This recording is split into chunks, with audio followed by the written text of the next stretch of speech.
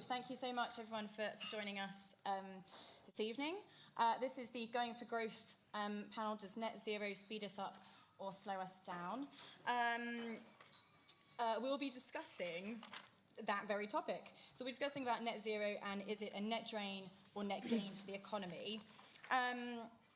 If you don't already know, this is fairly long into Conservative Party conference. If you don't know, the Conservative Environment Network is the independent forum for Conservatives who support net zero, nature restoration and resource security. That should be drilled into your brains by now at this point, and I will continue to say it, so prepare yourselves. My name's Lindsay Jones. I'm the Senior Climate Programme Manager at SEN. We've got an illustrious panel with us today, but before that I just want to say a special thank you to Octopus for sponsoring this and making this event happen. So thank you to Octopus. We'll start with a few opening remarks from all of our speakers, and then we'll throw it over to a Q&A. So please do get thinking of your questions now, and we'll throw it over in due course. And I want to see lots of hands up. So for a bit of context, the new government has set a target of 2.5% growth for the UK's economy. Prior to the pandemic, it averaged 1.8%. Meanwhile, the government have enshrined in law a target to cut emissions by 78% by 2035 and hit net zero by 2050. This will require upfront investment, but with record high gas prices, curbing carbon could save the economy 0.5% of GDP. So are net zero and growth compatible? To answer that question, as I said, we have some fantastic panellists with us today. We have Graham Stuart, who is the Minister for Climate Change. I was going to say Greg Jackson, but he's unfortunately stuck on a train. So we have Clem Cowton, who has kindly stepped in from Octopus in his place. We have Sara Britcliffe, MP for Hyndburn and Haslington. And we have Lesh, Head of Public Policy for the Institute of Economic Affairs.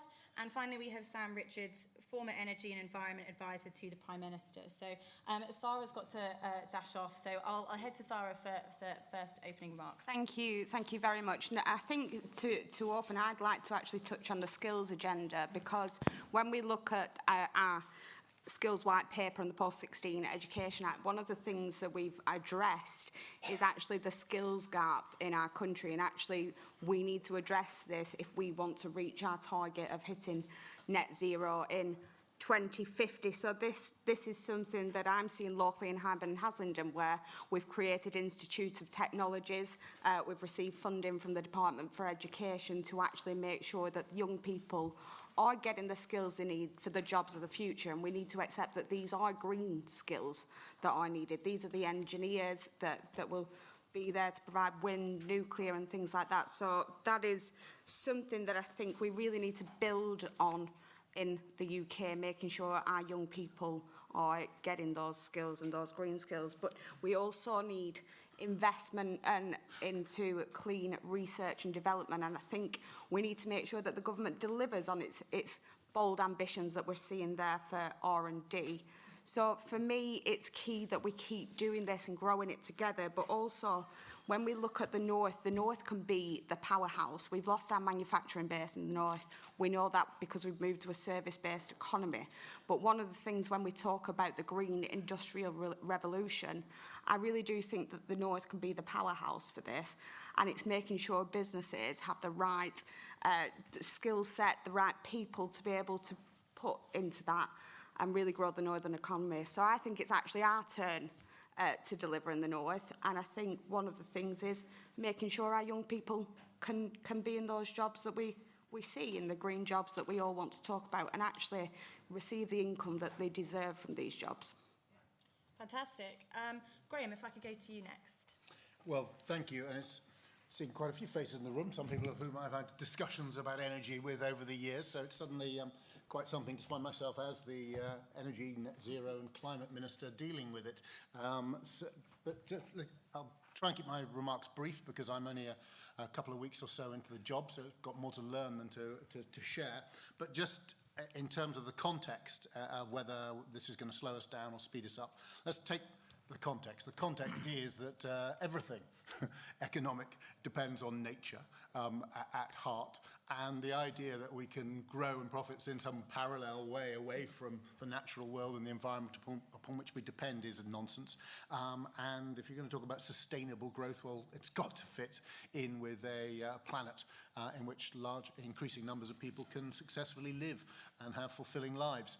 That's why the UK, under this government, has played such a pivotal role. No one, I think, has done more in giving global leadership, and pay tribute to my colleague Alok Sharma as the COP president, and we can be proud of him and of the UK's role. 2019, 30% of global GDP was covered by net zero pledges.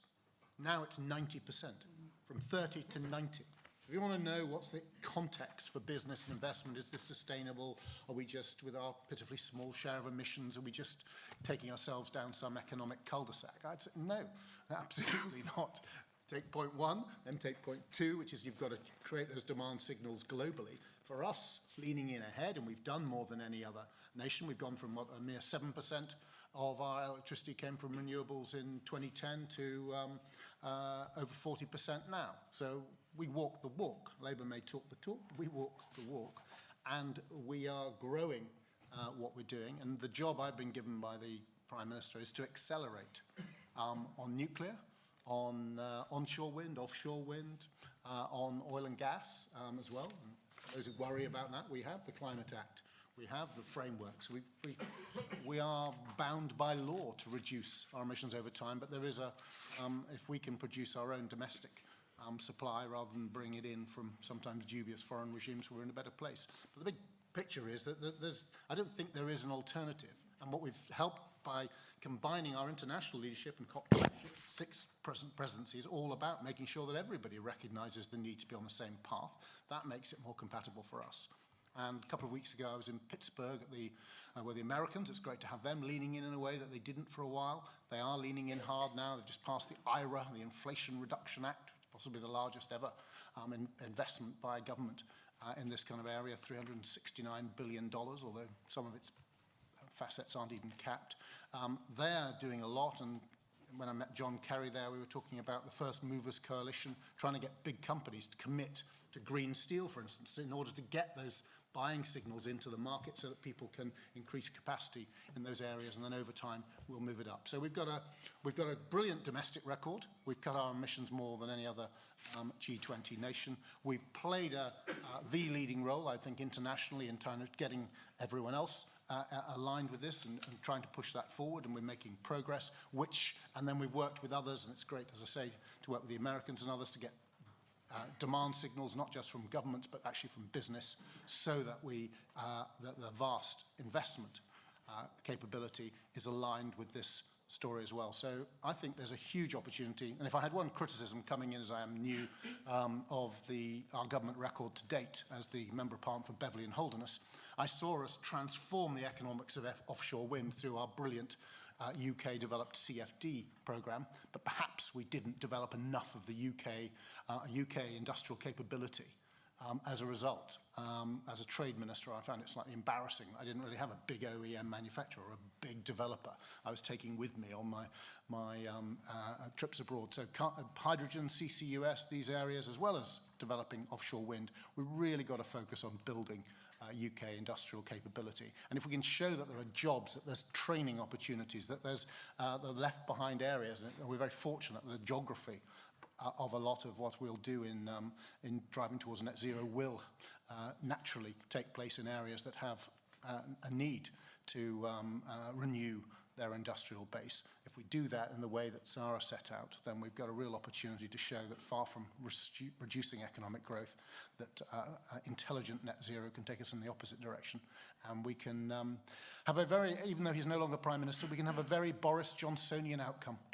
We can have our cake and eat it. We can lean in ahead of others, develop the capability, export that expertise all around the world, and we get that perfect position of having a very clean conscience about having delivered our part domestically, but also internationally, and by doing it in the right way, we can create high-paid jobs and a great deal of prosperity for the country at the same time. It shouldn't be one or the other. It should be getting both in tandem.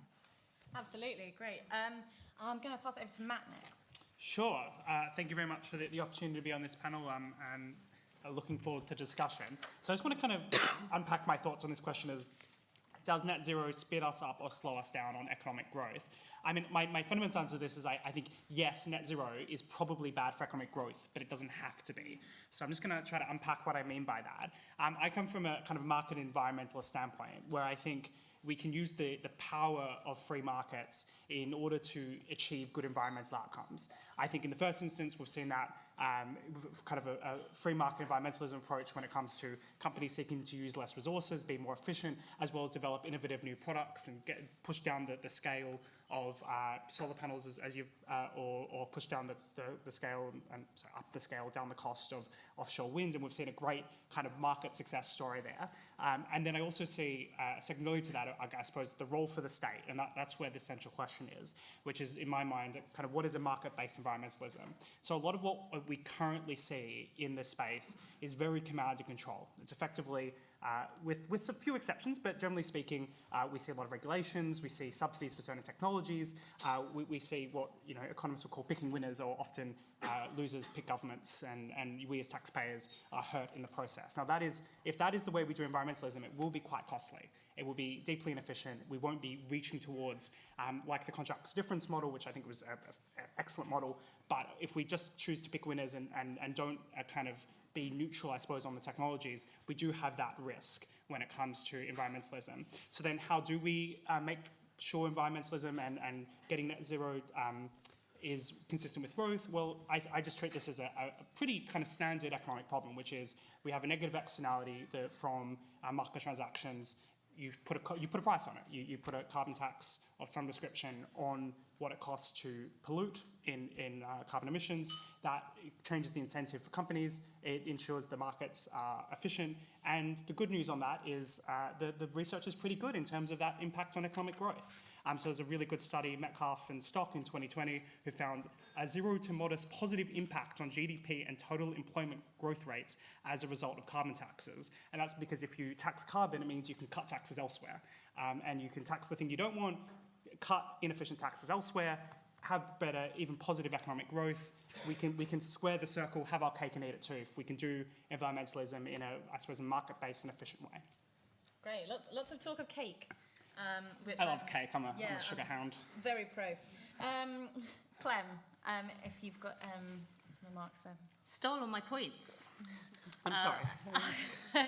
I think it's really important to note that this, the net zero revolution, firstly, is coming whether we like it or not. Whether you believe climate change is real, this is an industrial revolution. And it's going to be the single biggest change to society since the internet, and actually probably a lot more significant than that as an economic driver.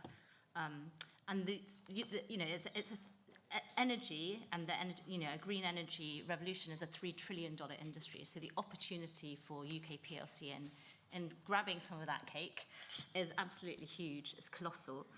And I think what we have to figure out as a country, as an economy, is as the US citizens benefited from the tech revolution, from Silicon Valley, how does the UK benefit from the green energy revolution? And how do we get those spoils of that? How do we get them flowing to the UK? We already know that renewables are cheaper than fossil fuels. So we already know that as much as we can, if we can increase the proportion of our economy that's powered by renewables, we will be able to benefit as UK consumers. But we also need to be thinking about how are we going to be growing the businesses that are going to be leading the world in this, not just benefiting from, as we did with the internet revolution, better, more convenient shopping, for example, but actually how are the taxes, how is the IP, how are the export opportunities going to be grasped in this country? And I think it's really important to know and to understand that these revolutions are never driven by incumbents. They are never driven by,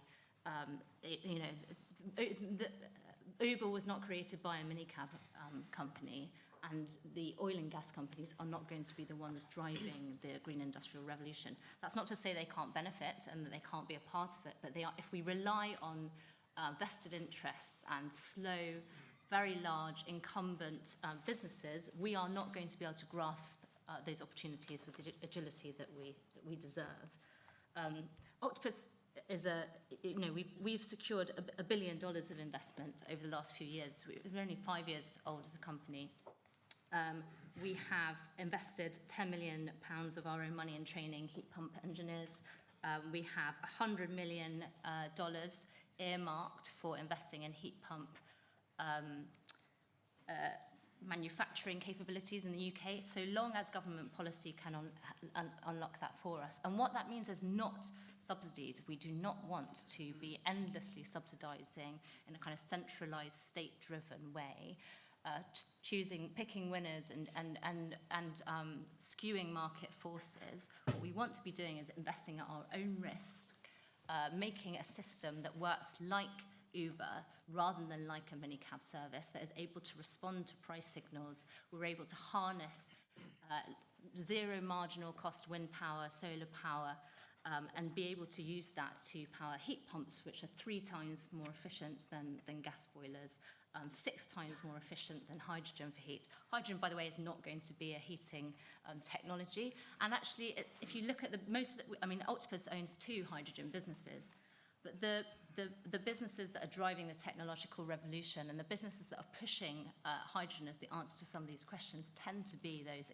slow dinosaur incumbents. So Graham, I'd put to you that the businesses that are going to be accompanying you on those world tours are not going to, or if they are to be successful tours, they are not going to be fossil fuel-backed hydrogen interests. They are going to be digital tech-driven businesses with entrepreneurial, digital outlook on the world who are investing at their own risk and lowering bills for customers in the process.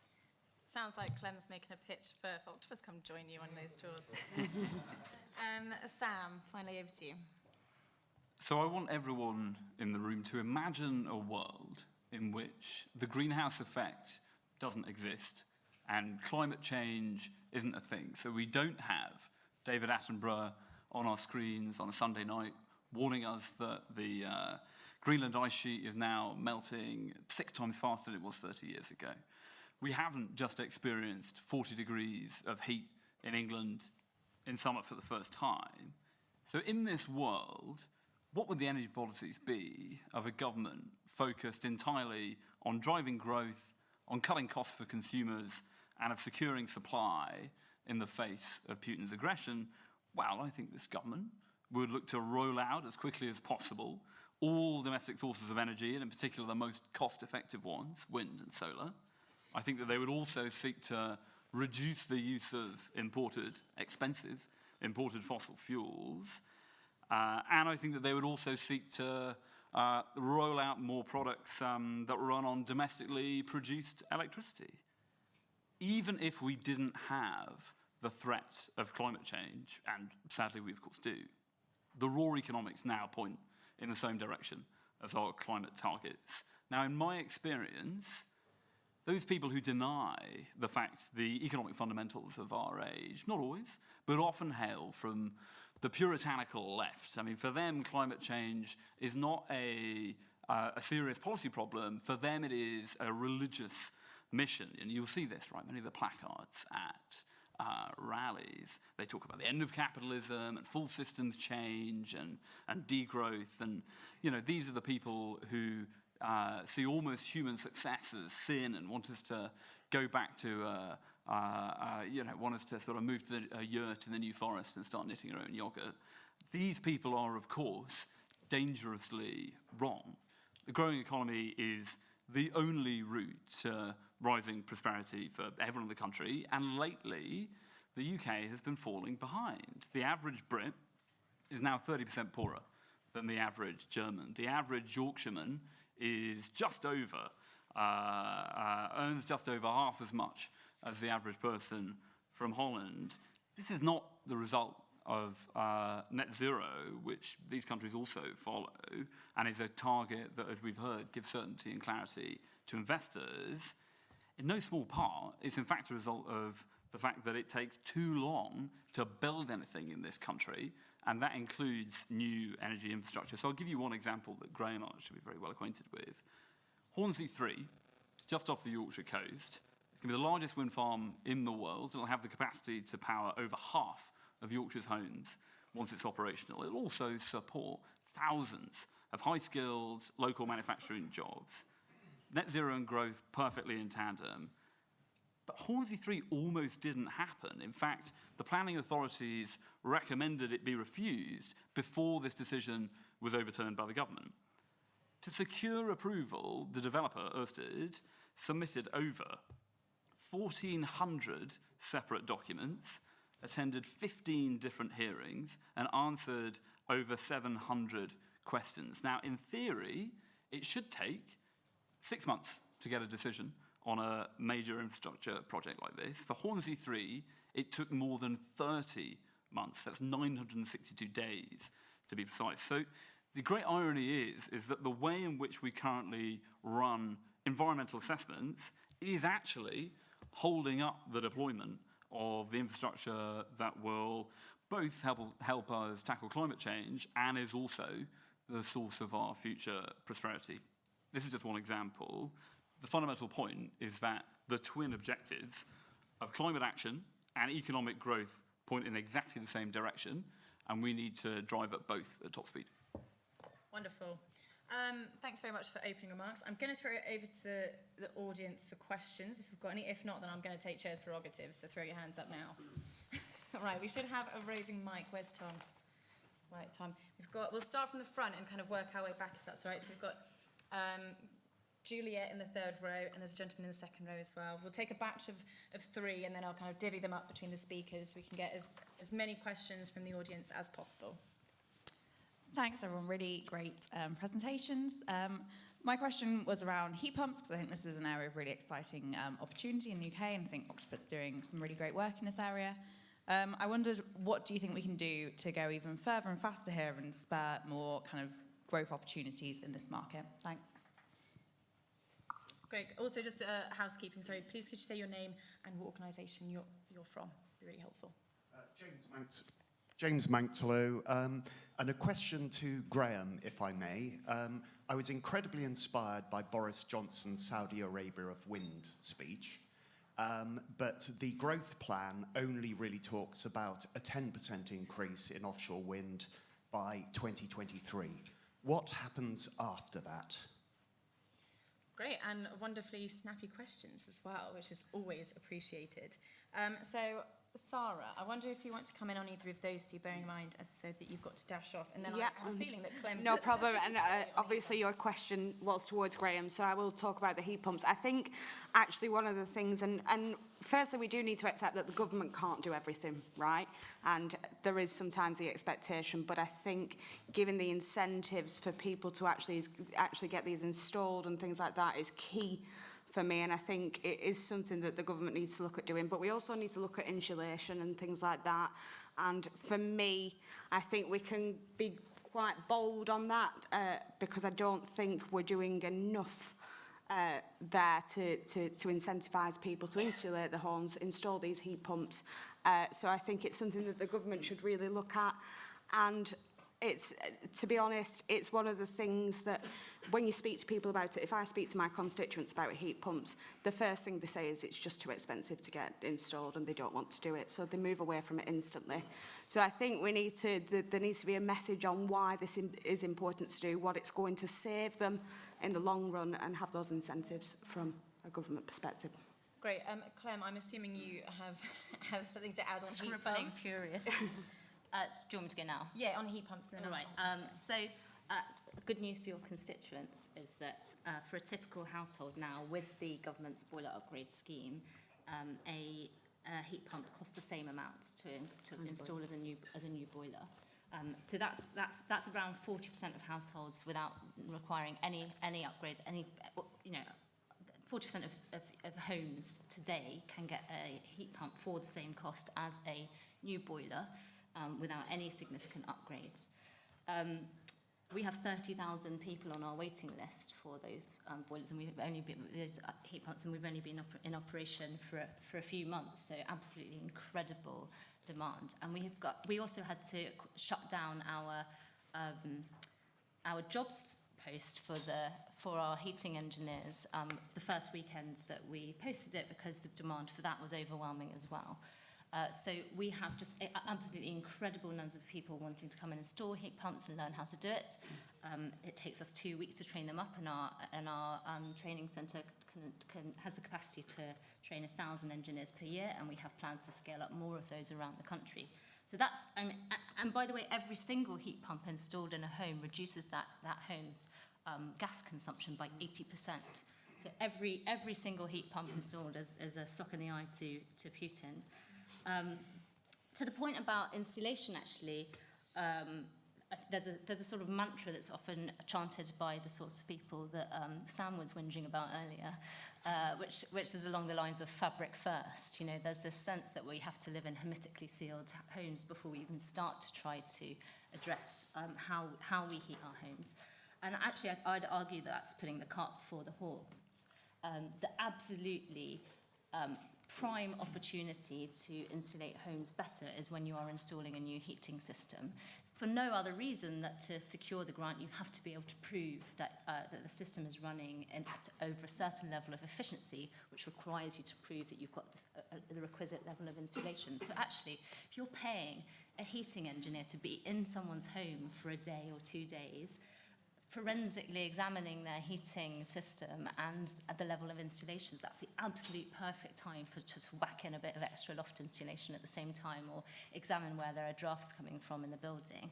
And it's only that level of insulation that is needed for heat pumps. We absolutely do not need to be creating sort of a nation of passive homes. And in fact, the same is true of gas. You know, heat pumps are 300% to 400% more efficient than a gas boiler. If your home is not efficient enough to run a heat pump, then you sure as hell don't want to be burning methane gas at the prices that we're seeing today. And then if you add on the kind of double or treble the price that hydrogen heating will be cost, you know, that it doesn't bear thinking about. In terms of what the government, I think the actual question was, what can the government do? Actually, the government's doing all it needs to, for the most part at the moment. The boiler upgrade scheme is an amazing catalyst for growth. It's a time-limited, one-off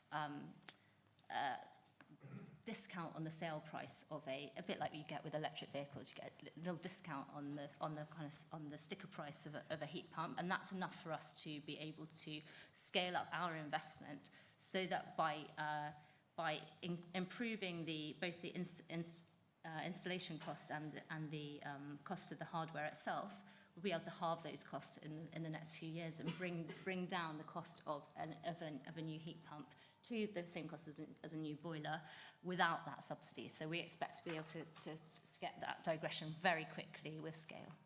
Great. And Graham, over to you for that question on Saudi Arabia of wind. Well, the British energy security strategy, you'll be delighted to learn, James, set out an aspiration to see 50 gigawatts in place by 2030, of which 5 gigawatts ideally should be floating offshore wind, in which we're a leader. And going back to Clem's earlier point about how we build up the capacity, that's certainly a preoccupation of mine. As I said, how do we make sure that we really do develop the UK industrial capability, and that we don't do as we've done in so many areas where we sort of develop the R&D and the ideas here, and the multi-billion-dollar business seems to be created somewhere else.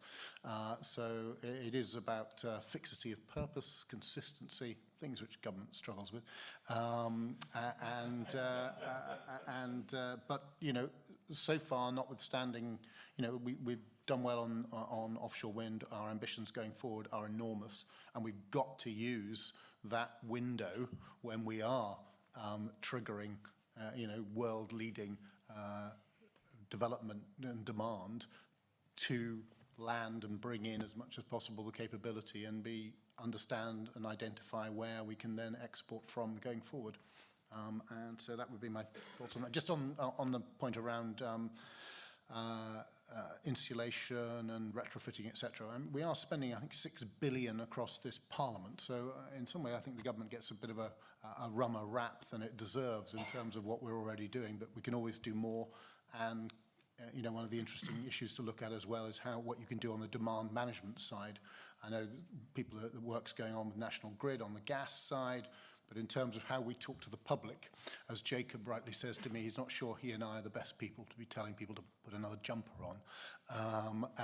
But finding ways of sending the right signals in a way that people will accept from the right interlocutors is a really important thing as well, because actually if people change their behaviour in fairly minor ways but consistently, then you would have you'd save them a lot of money, and you would also reduce some of the demand side, which would be beneficial to the country.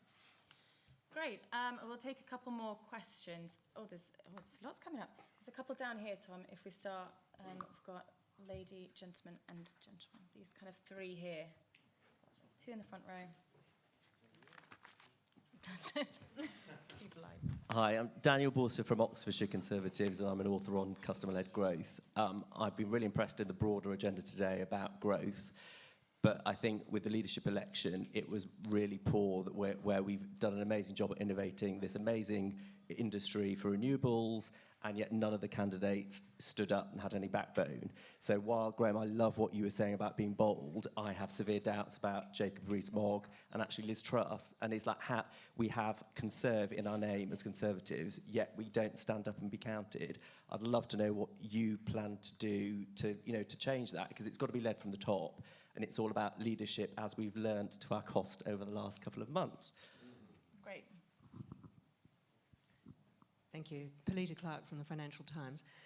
Graham, countries around the world have been affected by rising energy prices, inflation, and other impacts from the Ukrainian war. But as far as I know, the UK is the only country with a net zero target that has decided to review it as a result of those factors. And I just wonder if you could explain why. And Clem, I just wondered, were you expecting the Skidmore net zero review, and what do you think might come out of it?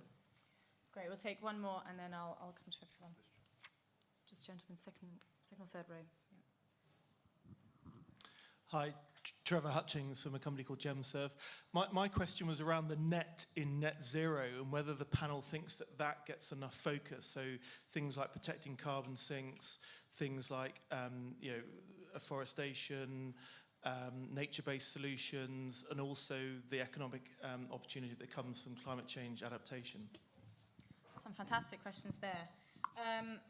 Graham, I think most of them were targeted at you, but I will try and spread them across to our other wonderful panellists as well. But I'll start with you to answer some of those questions. Well, Daniel did the issue of questioning leadership. I mean, the Prime Minister and the Secretary of State for Bays have both been clear on our commitment to net zero. Of course, that's set in the context of the carbon budgets, the Independent Committee on Climate Change, and the Climate Act. That commitment is in place, and the legal framework is in place, and my appointment, I think, suggests, again, a commitment to that.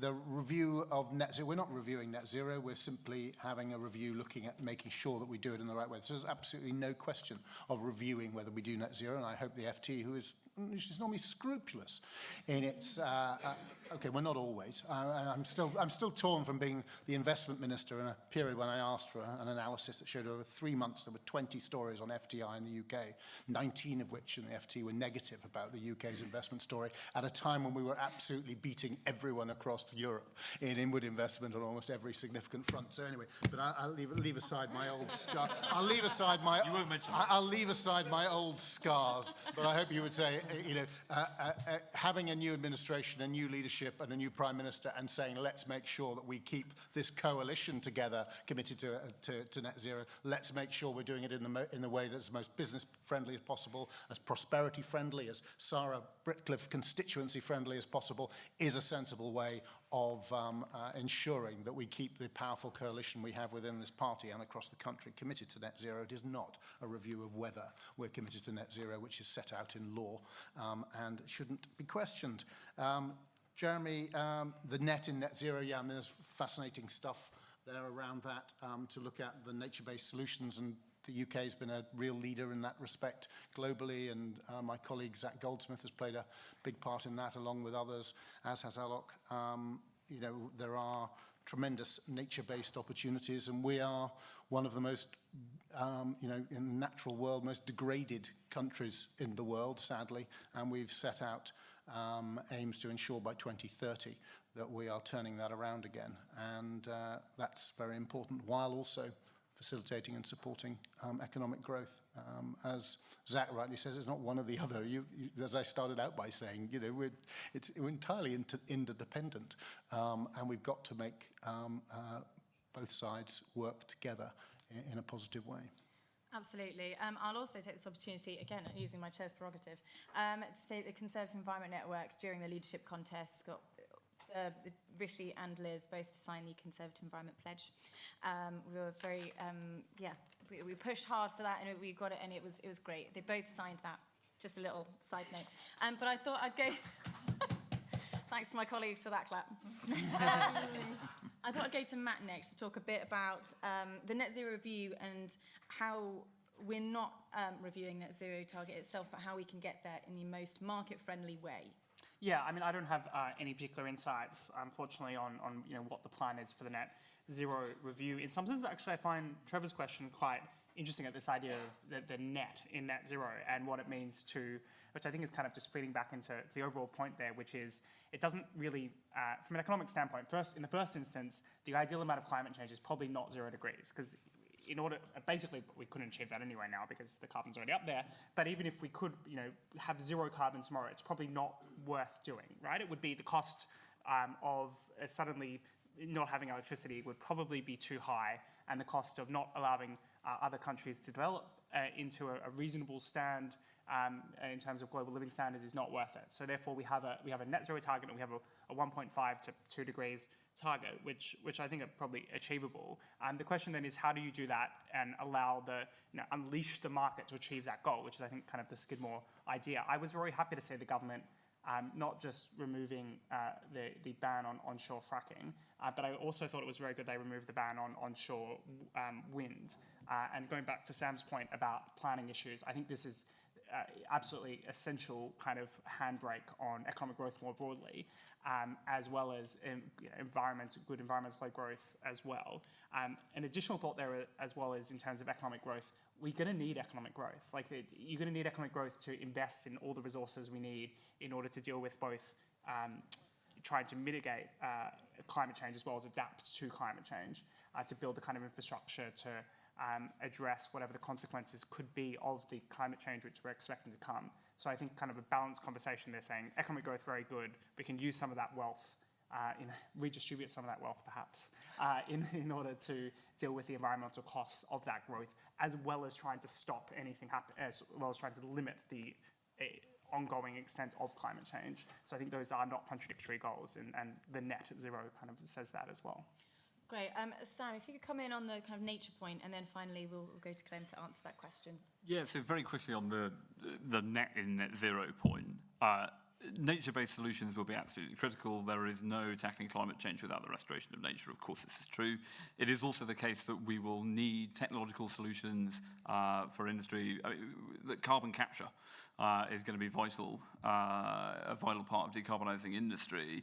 But we can't lose sight of the fact that the primary focus has to be on reducing emissions. Yes, the net is important, but the primary focus will have to be still on reducing emissions. Great. And Clem. So to Polita, your question on the net zero review, no, we weren't expecting it. But also, I mean, I don't think there's many more people who've been as outspoken during the leadership campaign as Chris Skidmore has been on net zero. It's absolutely astonishing level of output. So I haven't been worried in the slightest by it, and actually I welcome the opportunity to take stock of the direction we're going in, and make sure actually that we are achieving net zero as quickly and efficiently. Generally, those two things are the same as possible. In terms of what could come, I mean, there are some really low-hanging fruit in terms of stodgy projects that have been sort of taxpayer or bill payer funded, and under sort of questionable circumstances and under the guise of net zero, that I think certainly deserve a second look. I mean, one of them being the hydrogen heating trial, which is costing £34 million for 300 homes. That's £100,000 per home, to be experimented upon with a highly explosive gas that is very unlikely, in fact, is not going to be used for heating homes in any kind of widespread application. We've also spending £22 billion upgrading the gas networks to make them hydrogen ready, again, to burn highly explosive, highly leaky gases that requires massive upgrades inside the home, and it's just simply, I mean, if we do hydrogen for heating, we've lost that efficiency, you know, we've lost that gain. So I definitely think there are some kind of, this is definitely worth taking stock of the change of direction, taking account of changed circumstances, the fact that a heat pump now costs the same as a new boiler and are ready to go now. Why not kind of really catalyse that growth? There's some other stuff that's really blocking growth as well that hasn't been given enough attention. For example, there are 400 gigawatts currently waiting for a connection. There's generation capacity waiting for a connection from National Grid, which is a private monopoly business. You know, I would not be surprised if under a conservative review of net zero, we start to think about whether there needs to be a greater degree of contestability in that market. And so I absolutely don't see it as a bad thing at all. I think it's a very welcome project. Great. We've got some more questions, I'm guessing. Tom, do you want to come forward? There's two here, and there's a couple at the back now. I'll make you run, Tom. There's two, in that row, and then there's a couple at the back. Hi there, Adam White from Mid-Sussex. Net zero, and one of the ways of getting to it, if we end up with lots of turbines and lots of solar panels on top of everybody's house, which is going to be great, we will have obviously a surplus of electricity at times in the day which can be used at other times of the day. So are we going to be encouraging the use of batteries or energy storage, vehicle to grid, and any tax incentives for that as well? Great, there's another gentleman. Just next to you there. Thank you. It's Doug Parr from Greenpeace.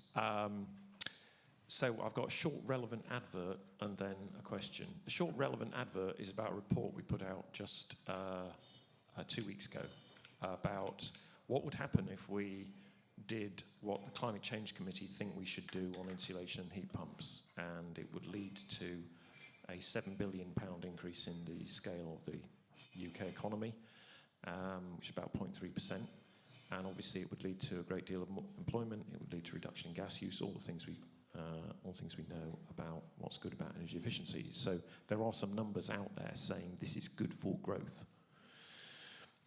The question I have is about markets and how we construct markets.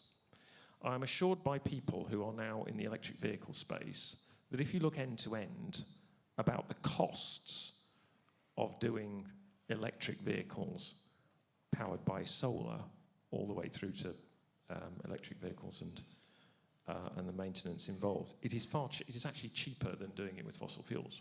So although we have a pinch point about purchase, it's actually cheaper for the country and we use less oil. If you look at the electricity market, we have the rather bizarre situation that everybody gets paid the price of gas, even when renewables are far cheaper. And I think the government is already aware of that. So what is the role of the government in recreating markets which were fundamentally designed around fossil fuels? Because both of those are examples where we've got electricity markets designed around coal and gas and nuclear. We've got vehicle and fueling markets that were designed around fossil fuels and the sort of standard oil model from even the 19th century. So how can government recreate those markets so we get the benefit of the lower costs and better, more productive economy that also, to take Sam's point, actually helps with climate change? Great. Tom, I'm going to make you run. There's a couple at the back.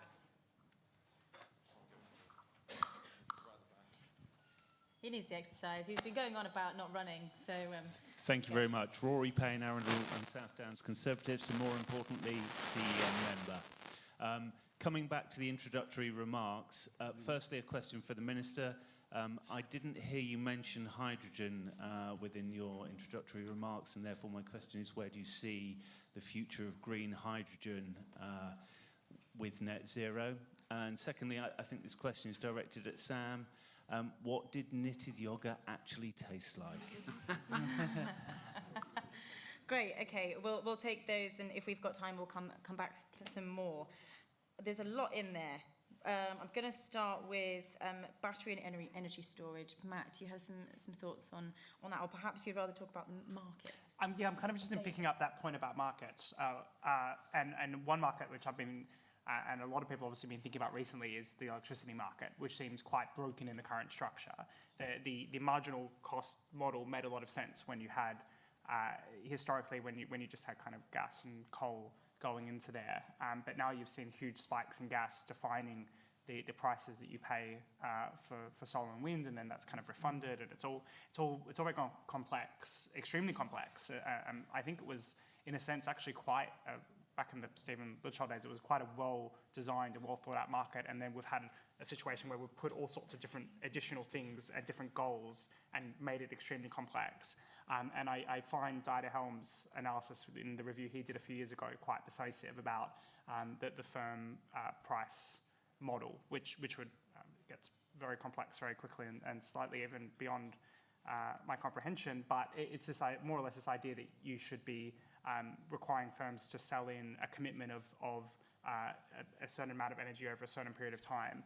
And that way you don't have as much of an issue with intermittency, which is something which we haven't really talked about too much, which is, of course, the reason why we can't just have solar and wind today is because we don't have enough battery storage. But if you basically required people to contract in a certain level of commitment of energy over a period of time, you could end up in a kind of more creative market and also incentivize investment into batteries and other storage technologies.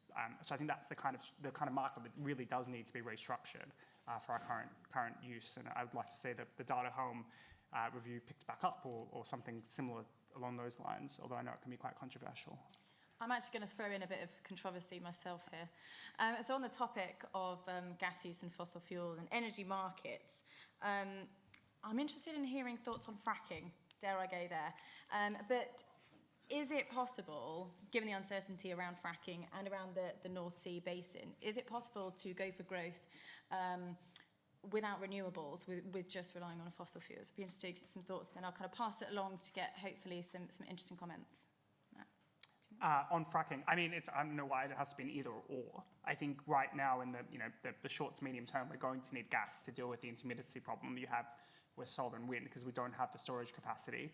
And our battery technology is getting a lot better, and I think there's great innovations happening there. But in the meantime, having a stable supply of gas seems to make a lot of sense to me. And if fracking enables us to have greater domestic supplies, it makes a lot of sense. And we've got to remember right now, where you're basically just depending on increasingly on imported American fracked gas or gas from other countries that might not necessarily share our values. So I think if we can boost domestic supplies, at least to some extent through fracking, it makes a lot of sense. And I don't think that the risks are quite there that are claimed often in the fracking debate. But I know other people disagree. Minister, do you agree? And your thoughts on some of those other questions, particularly around hydrogen and energy storage? Well, I mean, obviously we can't do it without renewables, and we wouldn't meet our net zero commitments which are set out in law. But producing our own gas as opposed to having imported gas is clearly an economic and social good, especially if our gas, which is amongst the lowest, if you look at our sort of oil and gas production and the emissions that come from the production process, we're not, I think the Norwegians are ahead of us in electrification and the like, but we're pretty much near the bottom. So the truth is, if you're going to burn gas, then burning UK gas is greener than burning someone else's gas, even before you get to the other benefits.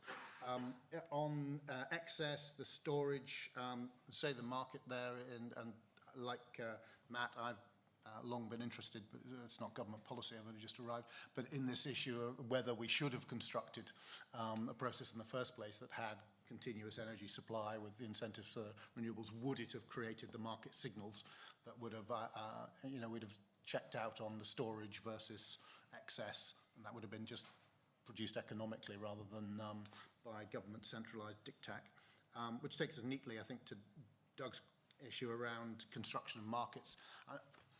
When government gets heavily involved in one thing I tend to think separates Conservatives from Labour is to try and resist the temptation to think that someone like me can go wandering in, stick his finger in the complex machinery of markets and deliver a better good than the market typically can, rather than reflect our job primarily as politicians, it seems to me, is to create frameworks which seek to align the incentives of the actors within a system with the public goods that we seek. Now, that's easy to state and rather hard to do, but we should endlessly be working at that rather than piling in with our little pots here for this and that and a little, you know, and I'm not saying there's never a role for that in government, but someone recently coming into Bays, it looks an awful lot of pots and intervention.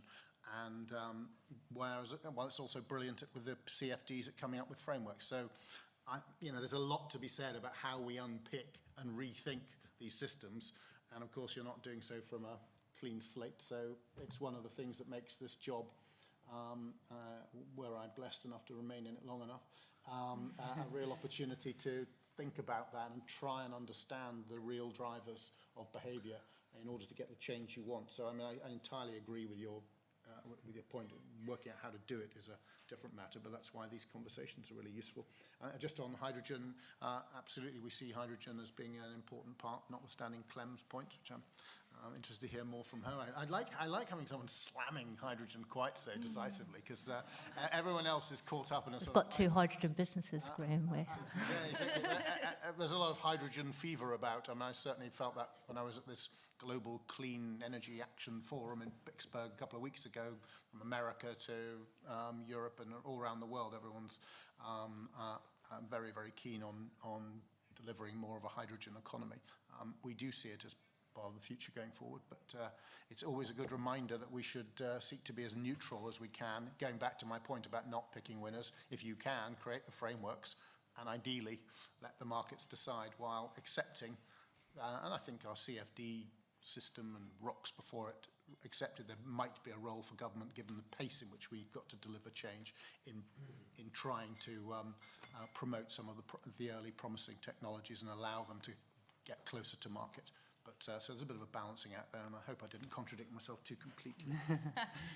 Clem, I think we know your feelings on hydrogen for heating, but do you see a future for hydrogen in other forms, and any other thoughts on those questions? Yeah, absolutely. And actually, I think the question about what do we do with the surplus of electricity and do we invest in storage and batteries, it leads very nicely onto that, because hydrogen actually has an extraordinarily valuable role in some industries. It's a very expensive vector to produce. It's not a fuel. You have to make it from something else, and for that reason it's very inefficient. However, there are some use cases for it where nothing else will do. For example, in fertilizer and often in some very high temperature manufacturing processes like cement. And for that reason, we don't want to splurge the hydrogen that we've got on unnecessary and inefficient use cases. What we want to be doing is making our economy as efficient as possible by targeting the highest cost processes at the places where there's absolutely nothing else available. Michael Liebrick's hydrogen ladder is actually an incredibly good framework for thinking about this, and I advise everybody here to go and look that up. And actually, even in the power system, it is more efficient to create hydrogen, store it, burn it in a power station for electricity and use that electricity to power a heat pump than it is to burn hydrogen in a home. So actually, what we can very usefully do with hydrogen potentially is use it for that interseasonal energy storage. So for those periods, those weeks, well, unlikely to be weeks, but for those periods in for example, in the winter where there's not a lot of sun and low wind, getting out the hydrogen for those times and using it to power the electricity grid is absolutely a really valid and potentially kind of game-changing innovation. And that's where we should be, rather than wasting £34 million on £100,000 per home upgrade, that's where we should be putting that innovation money. On the market review, I agree with Graham in that we need to tread carefully. We need to move quickly to make sure that more renewables come forward. The reason that we have gas setting the price of electricity for so much of the time at the moment is that there are a lot of half hours, in the year where there is not enough renewables to completely power all of our needs, and in those half hours, where there's not enough renewables, the price has to get high enough for it to be worthwhile a gas power station switching on and generating. And that's why you have gas setting the price of energy. And it's kind of just the way markets work. And if you intervene in that, all that happens is you get something else providing that marginal price.